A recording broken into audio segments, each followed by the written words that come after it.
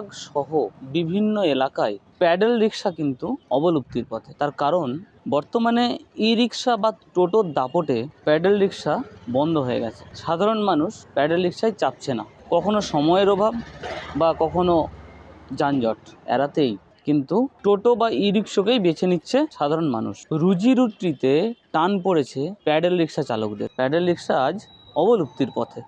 তাদের সামর্থ্য নেই ই রিক্সা বা টোটো কেনার মতো, বাধ্য হয়েই প্যাডেল রিক্সাই তাদের একমাত্র অবলম্বন।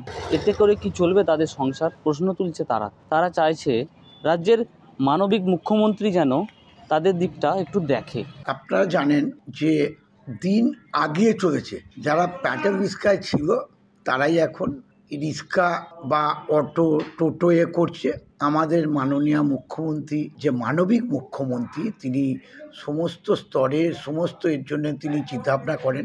রিক্সা চলে না, বাজারের অবস্থা খারাপ। রিক্সা টোটোর নেমে সব সারা করে দিই আমাদের।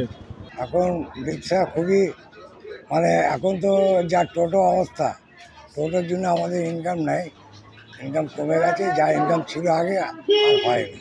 দেখুন, বর্তমান পরিস্থিতি নিয়ে আমাদের সকলকে মানিয়ে নিতে হয়, চলতে হয়, এবং এক্ষেত্রে আমাদের বর্তমান পৌরসভার পৌরপিতা যিনি আছেন এই সব বিষয়গুলো নজর রাখা তার পক্ষে দরকার, এবং এইচডিও বিডিও এইসব বিষয়ে তার পক্ষে নজর রাখা দরকার।